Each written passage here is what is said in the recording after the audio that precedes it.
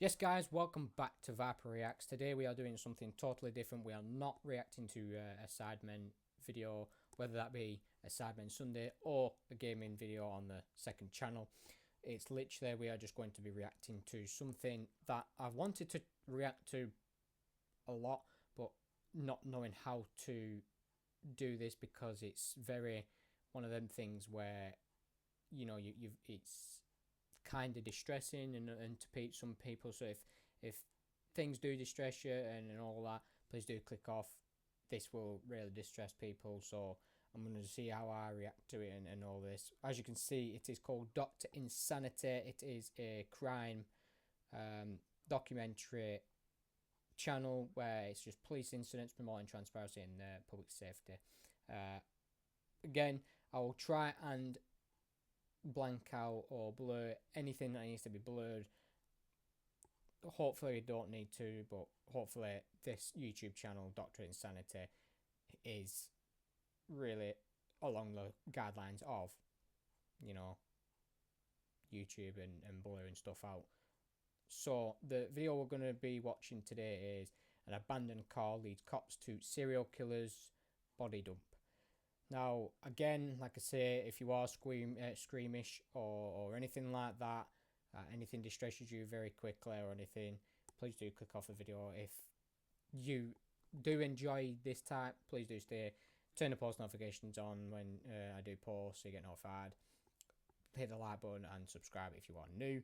And let's get into the abandoned car leads cops to the secret killer's body dump. So, see what happens. Look at that. These officers just found an abandoned car in the middle of the forest. Right. They don't know it yet, but in a few minutes, this very car will lead them to the most horrifying discovery of their lives. Hey, look at this. Ah, there we go. At least This looks we've like a got fucking grave. Less than a So I don't mile need to blur away, it, so- under a pile of leaves, officers find a deceased, decomposing body of a missing mother. But in the days that follow this gruesome discovery, what starts as a search for one woman's killer quickly unravels into a decades-long trail of domestic crimes, dozens of victims, and a sadistic serial offender who's been slipping through the cracks for the past 20 years. 20 years. She supposedly went out with somebody last night. He was gonna put my mom and my nanny 6 feet under. I pushed her down. Wow. I choked her out.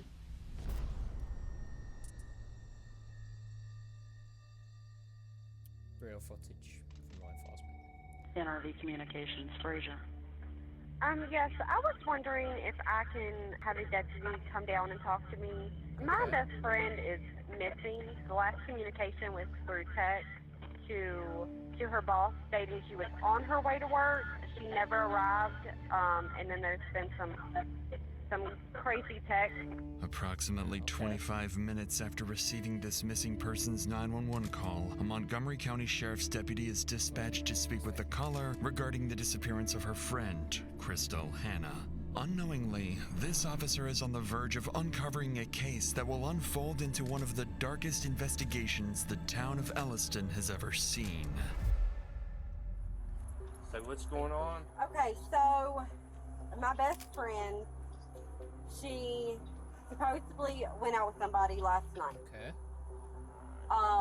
So is your best friend Crystal? Yes. Okay, so that's Yes. your call. Alright. Yes. This morning, I get a phone call from her daughter. It was like, hey, have you heard from mom? And I was like, no. And she was like, we can't find her. She texted somebody at work and said that she was on her way to work This morning. this morning. Okay. This. Okay. And then she never arrived. Alright. Right. The van's missing. No one can find the van, her mom's van that she was driving. Alright. So do you know like Very where she suspicious. normally stays?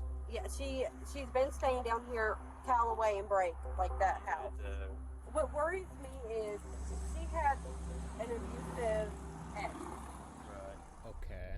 The statements provided by Crystal's friend are troubling, to say the least, Okay. but it's the combination of details that really stands out. a missing vehicle, an abusive ex, and a mysterious man Crystal went on a date with just the night before. Taken together, it paints a situation that could lead in almost any direction. With that in mind, officers quickly get to work. One heads to Crystal's home to conduct a welfare check, while another calls her daughter, Chelsea, to gather more details about the man her mother was supposedly meeting the previous night.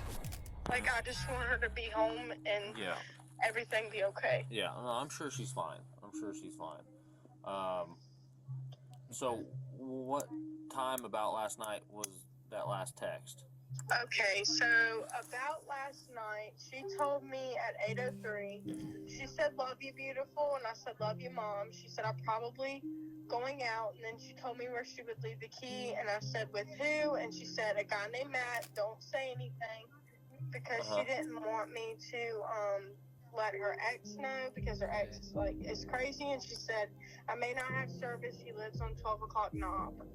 12 o'clock knob? Yes. Okay. Was there a specific address at 12 o'clock knob?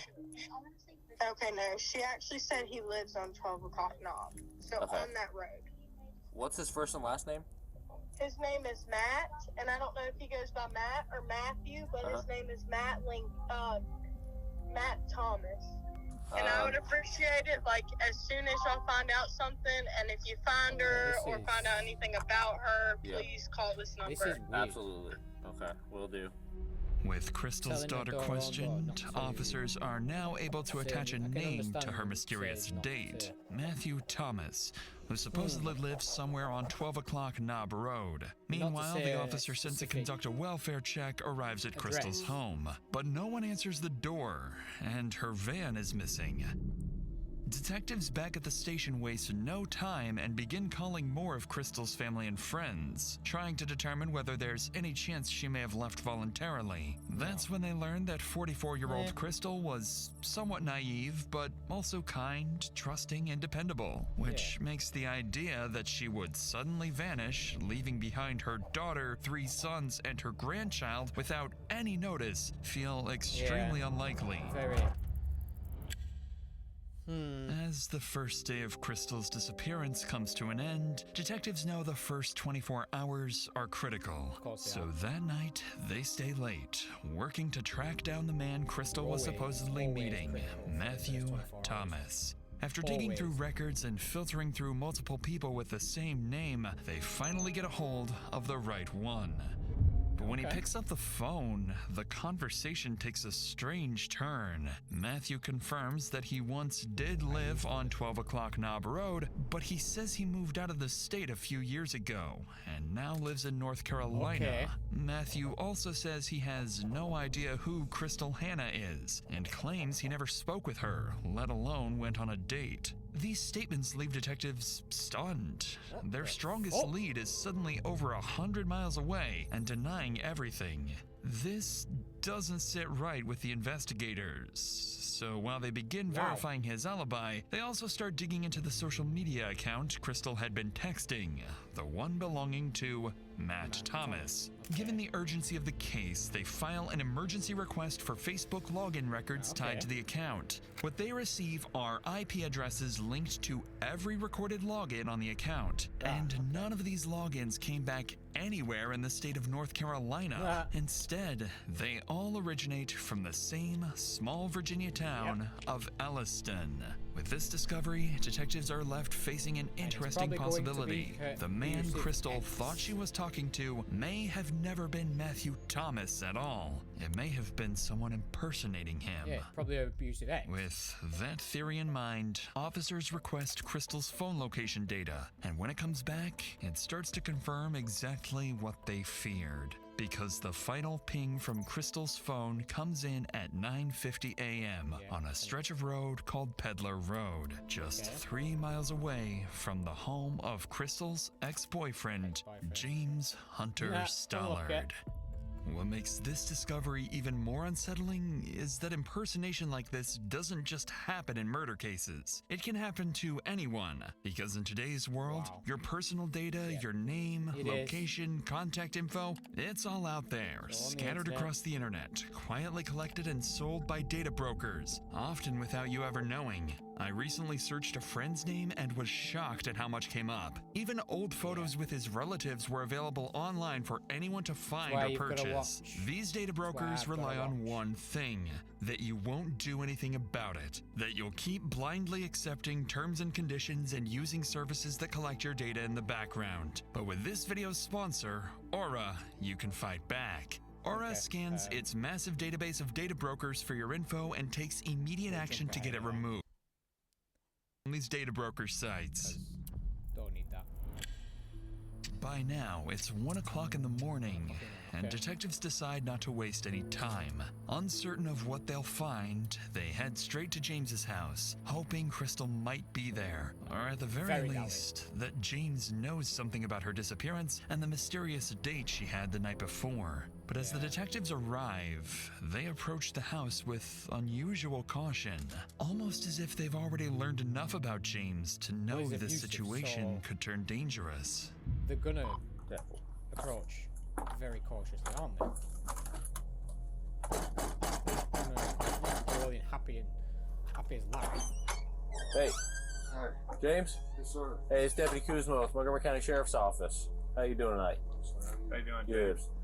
I'm Investigator Marshall. I'm coming out with him. I understand you had some patrol guys talk to you earlier today. Yes, sir. Is that about Crystal? Yes, sir. So we're taking this thing pretty serious, you know, because it's not common for her to go off and be gone for any extended period of time when you guys were together, was it? What do you mean? Like, would she go off the grid and turn her phone off and Oh, yeah, she did all she would the do time. that? Okay. All right. Well, I understand, Okay. when's the last time you saw her? It's been 2 days. 2 days? Yeah. So, Before it So, disappears, Friday? right, yeah. That's So, right. yeah, it gets screwy, and plus it's getting, Yeah. well, we're at 1 o'clock now, unfortunately. I know you're doing your job. Yeah. So, so you thinking Friday or maybe before then?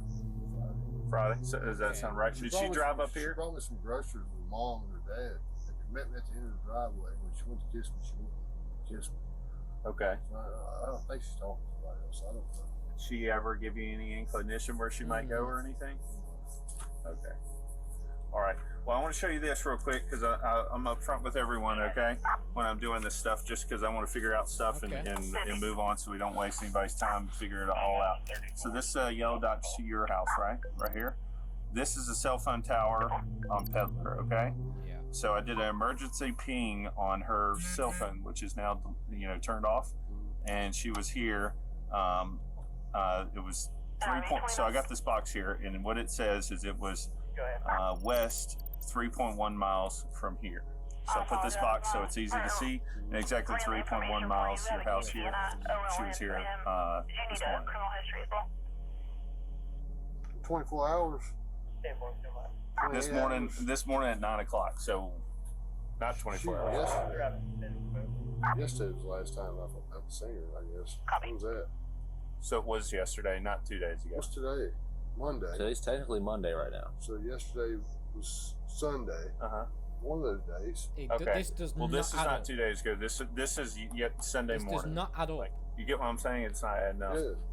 So he said Friday, only got- but obviously it's Monday morning at 1 o'clock, so it would Is have been that- Sunday. I mean, obviously she's not in any trouble. We're just trying to find her. You're more welcome to come in, man. When confronted with Crystal's phone location data, James appears genuinely caught off guard, Yeah. claiming he knows nothing about it and it struggles seemed to recall the very- last time he saw Crystal. However, oh, given okay. the late hour, his calm demeanor, Oh, and yeah. willingness to let officers search the house, nothing immediately seems suspicious. And as could they be- prepare to search it the could be home, on they drugs. aren't aware of how much more involved he is than he's letting on. Well, to make me feel better, you don't mind if we just walk around out here and whatever? Do whatever you gotta do. man. You sure? Yeah. So is Okay. he Just so we can clear it maybe off and involved with I get something to drink. the actual... you do whatever Yeah. you need to do. Yeah. You don't care if we walk inside? Go ahead, man. I appreciate it. Is it maybe...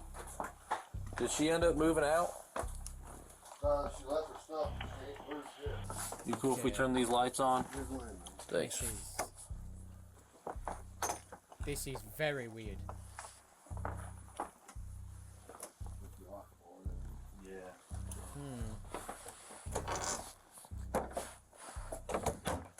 See, this You stuff mentioned always she had some intrigues me mental on health how stuff. Has she ever mentioned police on work. herself for any How it reason or works anything? and how they do I know. She Real quick. Call myself all the time.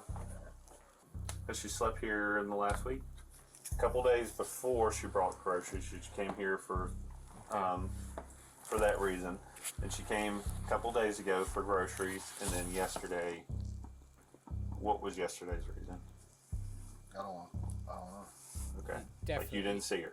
No, she must have just stopped and used her phone and took off. That's all I know. He definitely knows something more than he's I appreciate you being so cooperative with us and, you know, letting us mark his voice off and things like that. And, all right? He knows a Thank lot. you. Thanks, man. We'll see you next time. He knows. Thanks, you too. They know The he's search of the house doesn't reveal anything important, and James's questioning provides no immediate cause for concern. As the first day of Crystal's disappearance comes to an end, detectives leave empty-handed, heading into another night with no idea of where Crystal is. And while they don't know it yet, they're only a mile from uncovering the truth. There's definitely something. So 4 hours later, 5 a.m. in the morning. Okay.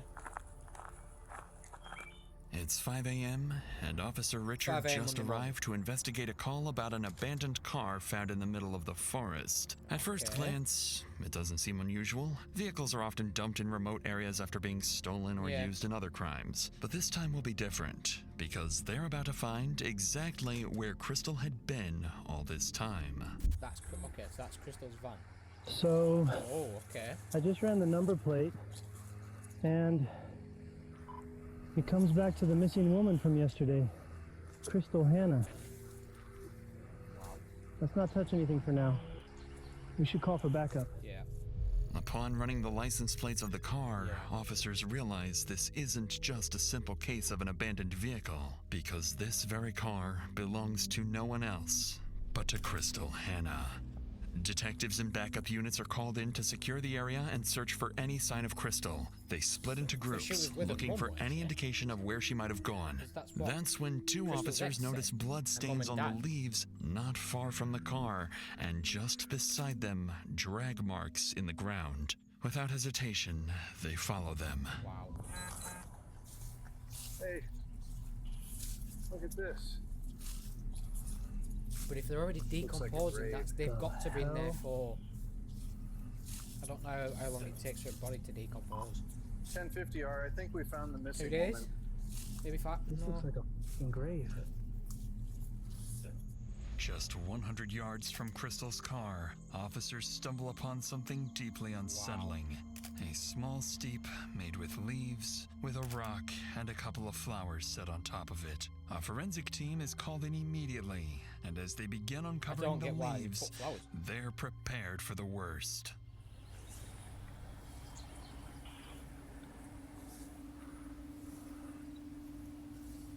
Why would you put flowers? This is her. God, it's like she's decomposing already. Wow. Officers discover Crystal's body. It shows early signs of decomposition, with mold beginning to form. Wow. And as the forensic team continues their work, the reason for her death becomes clear: blunt force trauma to the head and strangulation. And with that, the nature of the case drastically changes. Wow. This is now a homicide investigation. As officers and the forensic team continue securing the area, theories about Crystal's death begin to form. She was trusting and kind by nature, and with the possibility that she was catfished by someone impersonating Matt Thomas, investigators begin to suspect she may have been lured and killed. As officers work to collect evidence and secure the scene, a man arrives claiming to own the property where Crystal's body was discovered. At first, nothing seems out of the ordinary, but in reality, this man already knows the person responsible for Crystal's death. He just doesn't know it yet. James, probably. Hey, bud. Crystal's ex. 32 My name's Skip Jackson. Somebody out here with me. Yeah, this is my property. It's your property? Yeah. Okay, so it's an active crime scene right now. What's it mean? So I can't give any information right now. I can call Lieutenant from Investigations out here talking. I need to talk to somebody. I need to find out what's going on. Yeah. Okay. Yeah, if you will, just stand up here with me. Okay, no problem. And what'd you say your name was, sir? My name's Skip Jackson. Deputy Wills. Nice to meet you, sir. Nice meeting you, sir.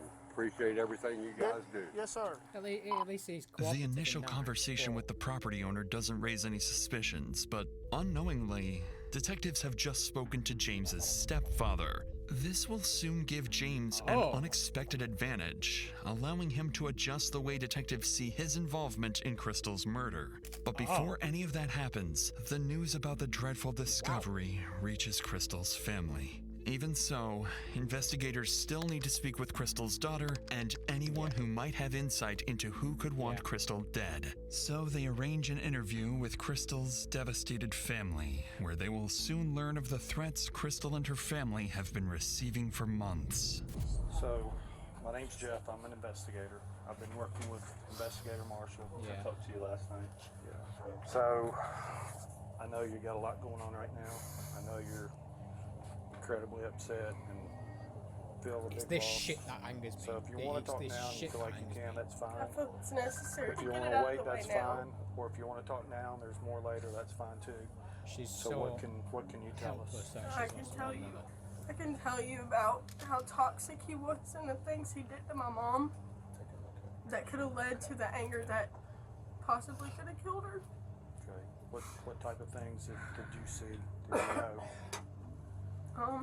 There was multiple occasions, but he tried to play it off as like the good guy until I would leave.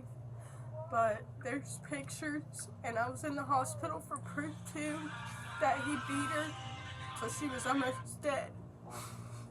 She was barely breathing at the hospital. They had to put oxygen on her to help her breathe again. And she had bruises all over her body. He needs fucking locking up for life. And the last time I seen her, Hunter left a bald spot because he ripped her hair out. He's chipped her teeth. He's physically put his hands on her and hit her face into the concrete. He's put his hands on me, trying to drag me out of the house. He's tried to destroy everything we have. He told my mom that he wishes she was dead multiple times in front of me. Fucking mental health. It's not fucking mental. They know And exactly it sounded what very evil with it. Almost like a laugh, thinking it was funny that he was gonna kill her. He's even threatened us. He said we was all gonna pay. He said that, yeah, he did say we were all gonna pay and that he was gonna put my mom and my nanny 6 feet under. Talking about me and her. Yeah. Was that text My messages? mom and my grandmother. Race Weren't she not supposed to be with her? Text Yeah. messages? Okay. Clearly devastated, Crystal's daughter barely holds herself together. But despite everything, she and other relatives provide new, strong leads pointing serious allegations towards James that detectives simply cannot ignore. And although Matthew's alibi has not yet been confirmed, the statements they just heard officially turn James into their prime suspect. It's gonna be in it. If he were fucking As the abusive day in a goes relationship. on, officers prepare and gather evidence for James's arrest, planned for the next day. He's not gonna be But then out, is around it? 5 a.m., they receive a strange call from James himself. Deputy Kuzma. Yeah, hey, what's going on, Stallard? We talk Yeah, in person? in person? Yeah. What? Yeah. Let me, Are you at the house still? What the Following What the James's fuck? request, investigators rush to his house, already suspecting the reason behind it. With Crystal's body now discovered, James knows he's likely becoming one of the main suspects. So when he hears from his stepfather that the body has been found, he decides to solve the case in the most unexpected way. Okay. But we knew he knew more than he was leading on. What's going on? What's up? Huh? Yeah. What's going on, man? Tell me what's going on. Well, Okay. uh-huh. Right. Yeah, I get you. And we got over the phone. Uh-huh. Started beating on me. I started beating him back, and I fucked up.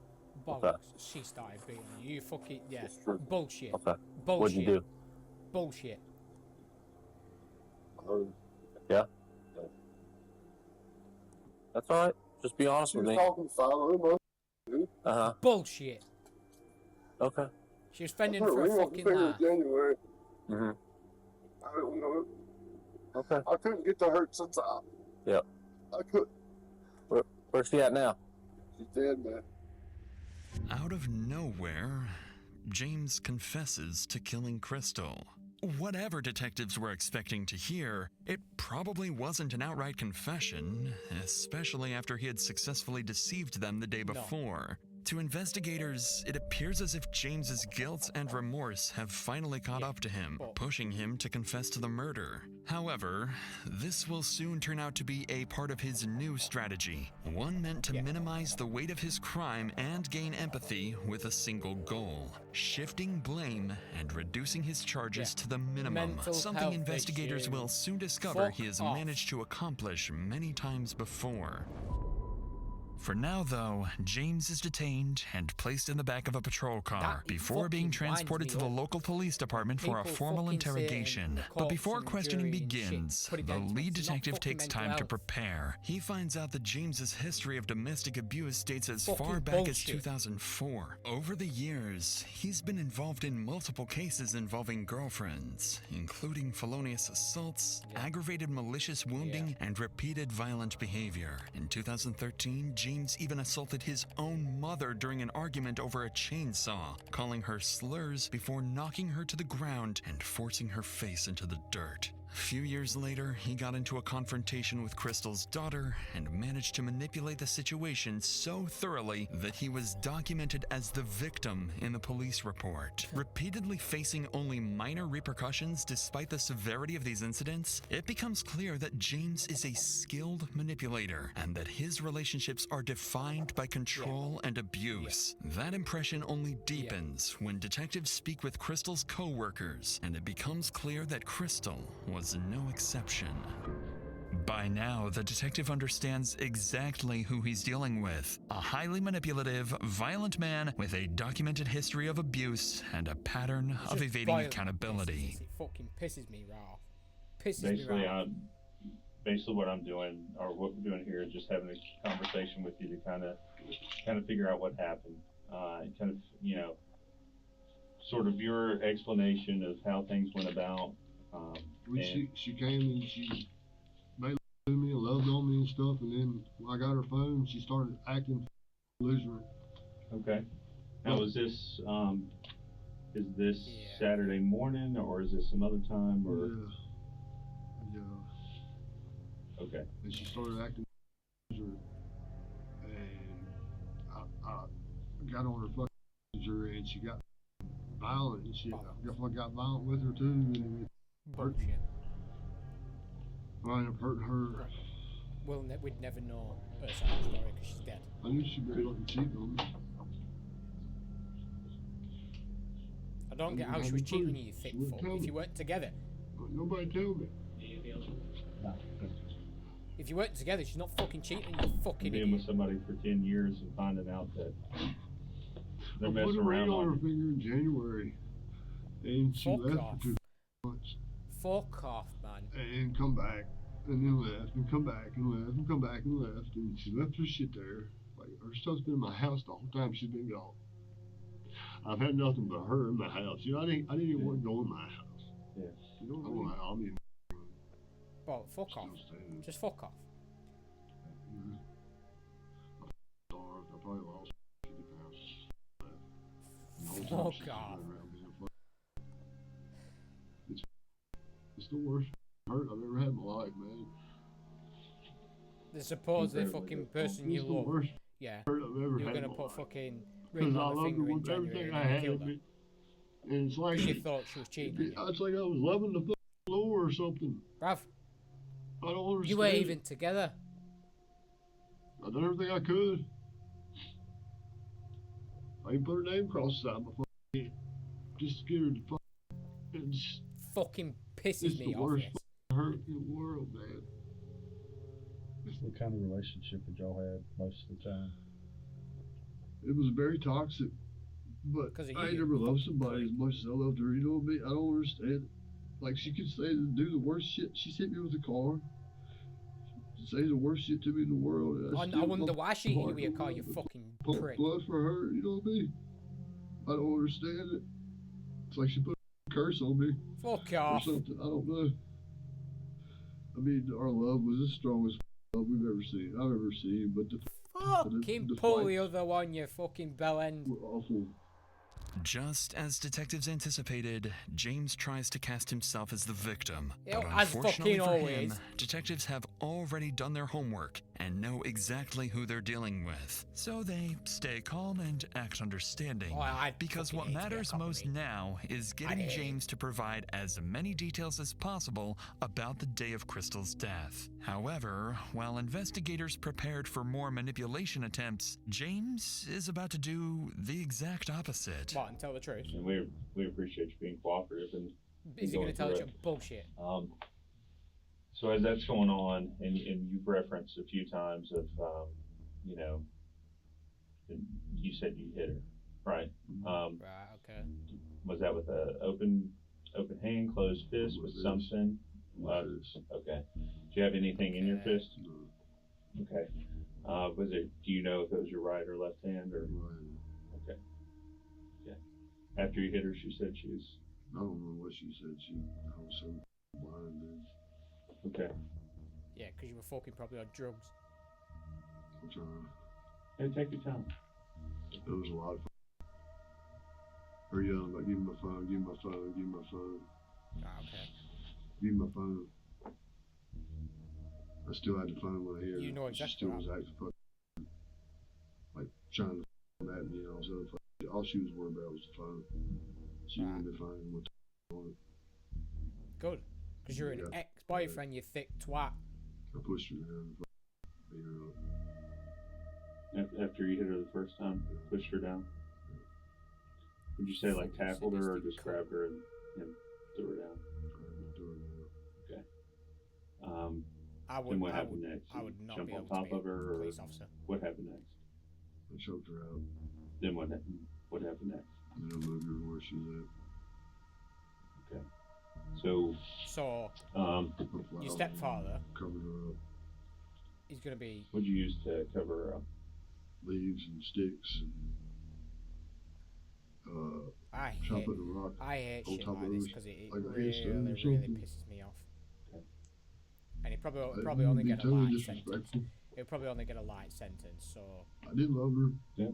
I just don't understand it. He'll probably get a light sentence, and that's he will get a light sentence. She was my world. And that is it. That is he will get a light sentence. It's like she's running around with it. If he doesn't get life, this is bullshit. Surprisingly, James drops his attempts to manipulate the facts and gives detectives a clear account of the murder. At first, it appears as if James has given up trying to escape justice, but that impression does not last, because James is about to try something that he thinks will buy him time and help him minimize the consequences of his actions. What's he gonna have done? I got intermediate explosive disorder, and I got like 6 other things that I don't take. Exactly what I said. Trying to fucking play it off as fucking mental health. Do you know what they are? Fucking bullshit. You said intermediate. I'm sorry. Intermediate explosive disorder. I got fucking bipolar, bullshit. PTSD, ADHD. Yeah, and you won't be fucking taking your medication, you thick cunt either. I got diagnosed by a psychiatrist at the regional jail. Oh, regional jail? You've been in jail? Probably for what? Probably it's the same fucking thing back there. Fucking assault and Did shit you have like any that. strange or unusual mental experiences around the time of this crime? And if you did, what were they? When did they begin? So have you ever heard or seen things that weren't really there? This I swear to God. I've heard. I swear to God. This will boil my piss if he gets now, is it while you're taking drugs or mental health? It will boil my piss. Because everything comes down to mental health because they try and get off a fucking lesser sentence. Like a psychologist or something. Fucking, I swear to God. I need to speak with him and tell him, everything. To see if he can dissolve this shit and figure out how to. He won't fucking. There's no one helping you. You're in jail, you fucking dickhead. You're going to. Doing all right? All right. We rock and roll? Yep. Good. All right, bro. You want to hire around for me? With James raising concerns about his mental state and requesting a psychiatrist, the interrogation comes to an end. He's placed in jail while awaiting a court-ordered mental evaluation, gaining time to prepare his act before any future questioning takes place. Meanwhile, the investigators still have some work to do. They work on confirming Matthew Thomas's alibi, and when they do so, he's officially ruled out as a suspect, eliminating any uncertainties about his involvement. Then, just days later, James is evaluated and questioned by a court-appointed forensic psychiatrist. However, his performance doesn't last long. The evaluator finds no signs that James is mentally unfit to stand trial, concluding that he understands the charges against him and was fully aware of his actions during Crystal's murder. With that, James's final strategy fails, and the case continues to progress. Investigators try to determine whether James was the one impersonating Matt Thomas, but based on the available reports, it remains unclear. James, meanwhile, sticks to his claim that Crystal willingly came to his house at 1 a.m. and that no force was involved. The investigation concludes that Crystal was murdered around 9 a.m. on June 5th. After spending the night at James's house, she was getting ready for work when James took her phone and discovered messages with another man she had been talking to. From there, he lost his temper. The argument quickly escalated into a physical confrontation, during which James repeatedly struck Crystal and ultimately choked her after knocking her unconscious. Then, almost a year later, on August 18th, 2023, despite James's continued efforts to delay proceedings and deflect responsibility, he is convicted of second-degree murder and sentenced to life in prison. Good fucking prick. Well, that is the end of the Dr. Insanity video. We are going to be watching a few more of these over the course of the channel, and hopefully you guys enjoy it. Things like this, like I say, boil my piss to the core, and it fucking pisses me off when they try and do mental health to get off on a fucking lesser sentence. I hope you've all enjoyed. Please turn the post notifications on so you get notified when I do post. Please hit the subscribe button and hit the like button. I'll see you guys in the next one. Take care and peace.